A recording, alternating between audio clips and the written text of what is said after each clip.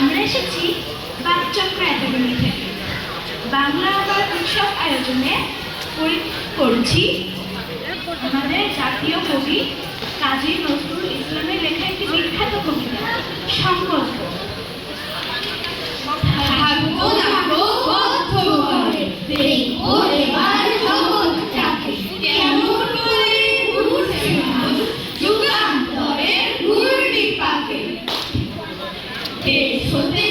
দেশান্তরে ছুটছে তারা কেমন করে